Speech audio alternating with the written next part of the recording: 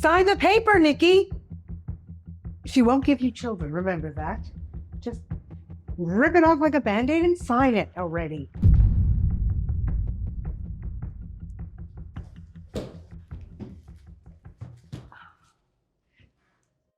Better to get it over and done with. Preferably before the movers get here.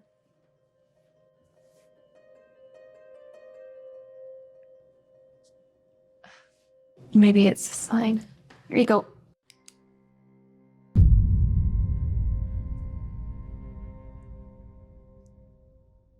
Don't stop. I usually say when I'm hungry. Are you hungry? I could eat. Well, there's nothing here, so that's that. We'll stop and get groceries on the way. Why don't we order something? Dim Sum Dynasty? Perfect.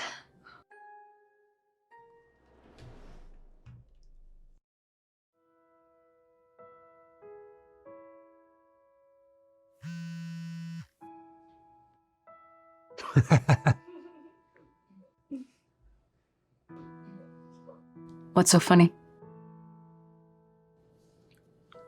Happier times, that's all.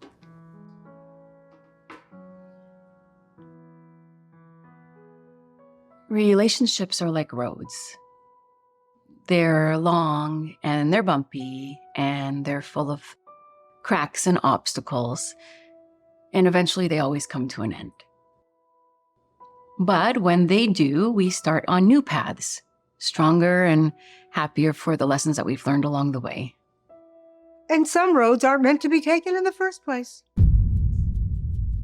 Look, relationships are constant work and can only succeed when we give up parts of ourselves to support the needs and wants of our partners. Well, I disagree.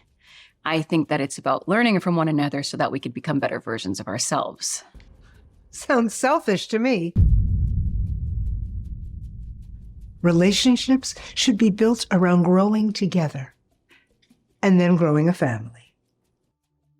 This might be news to you, Abby, but not all women dream of becoming baby factories. Mom. No. I know exactly where Elisabeth stands on that, thank you. Don't start. You think my son doesn't tell me everything? Well, if he is, I'm not sure what kind of advice you're giving, because cornering my daughter with a 1-year ultimatum to have a child for him was not right. They've been together for 10 years. When does she plan on having children? At 50? Let it go. Well, maybe if your son was more sensitive to her feelings and listened more. Listened? What is he, your therapist? He's her husband. And she's his wife. Wife? That's a wife? Okay. Have some chicken chow, man. I don't want any chicken chow. It's whatever. good. Just try. It's fast food. A home-cooked meal is good. Come on. Here you go. Nick, stop it.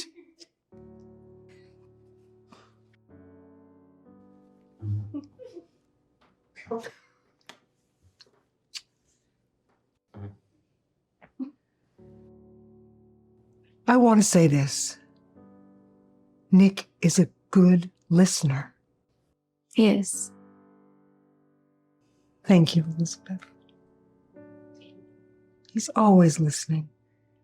Always on the phone listening to others. Well, maybe he's just listening to the wrong things. Maybe people don't know how to communicate. Elisabeth is a good communicator. She really is. You know, it isn't just about communicating or just listening. It needs to be both. There has to be compromise, common ground. Yes, I actually agree with you. Like when you're cooking together, for instance, you're communicating. And listening. But if every night it's speedy eats or express grub or skip the plates, well, you may as well skip out on the relationship. Yes, and that is a big problem these days. Of course. Now, if your daughter enjoyed cooking more, things could have worked out differently.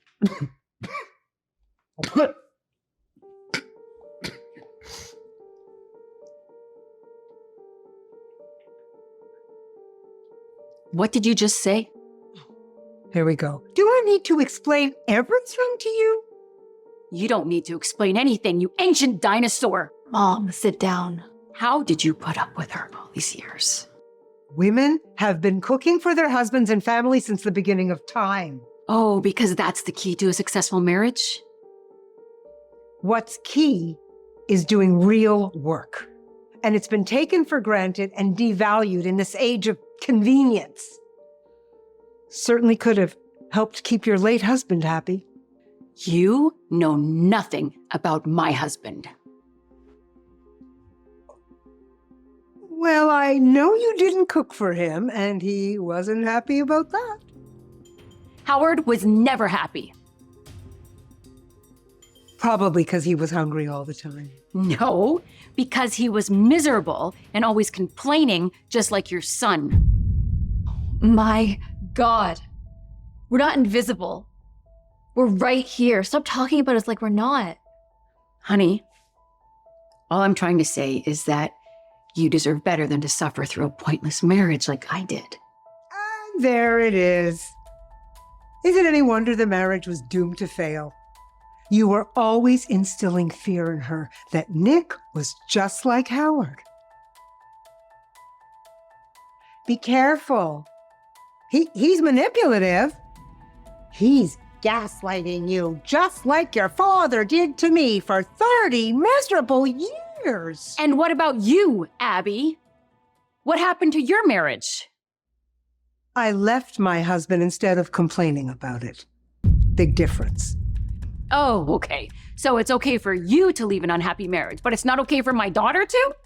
I didn't leave because I was unhappy. I left because he was weak. If he stood up for himself, things might have been different. Oh, is that what you taught Nick? How to stand up to a woman? Be a real man? Well, at least I'm not trying to rewrite my depressing existence through the experiences of my child. Stop it. Both of you.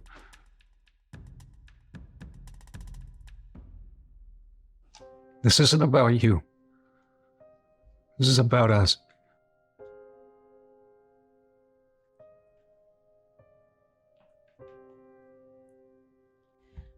I'm sorry that you hated Dad. I'm sorry that he hurt you. But you're so wrong about Nick, Mom. I see that now. He's always been so kind, so loving, and so supportive. And a damn good listener. He's not like my father.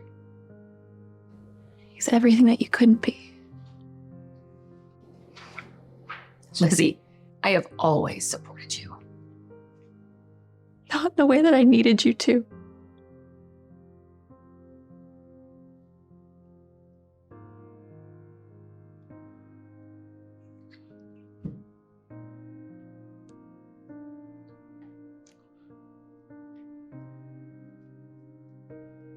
Elisabeth? I was wrong. I should never have given you that ultimatum. It was unfair of me. You wanted a family. I get it. But I love you. And I want you to be happy.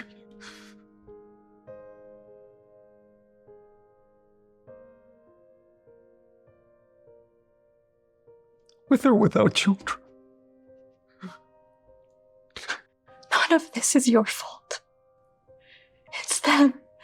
They've been tearing us apart for years.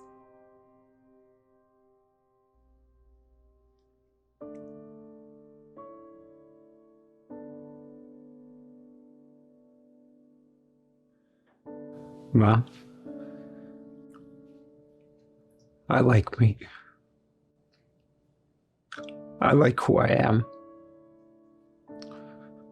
I know you think I'm too soft and passive. Those are the qualities I love about Dad. And I'm glad I turned out to be like him. Because Those are the qualities that Elisabeth loved about me.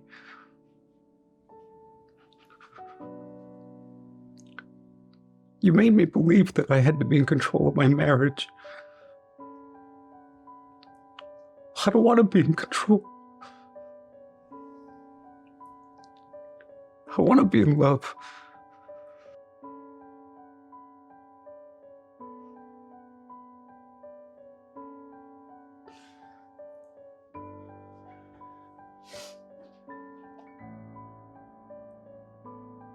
I still am.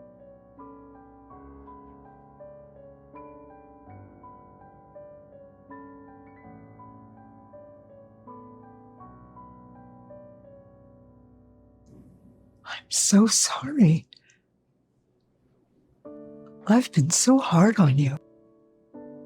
I never realized it until now.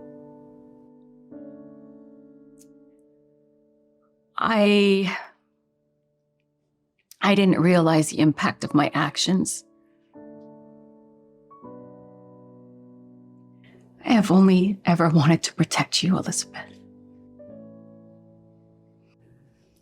We appreciate your concern. It's time for us to make our own choices. We need to find our own happiness. We're setting boundaries. We're taking control of our own lives. We'll give you some space.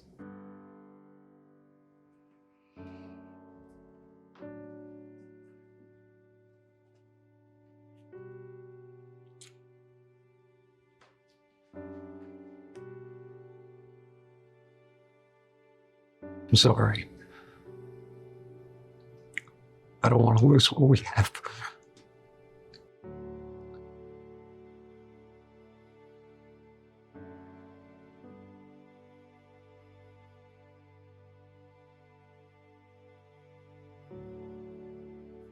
We won't.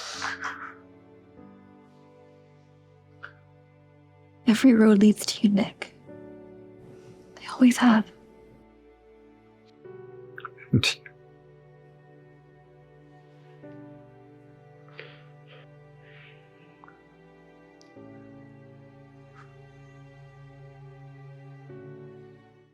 Thanks for checking out our video. Hit that subscribe button for more videos every single week.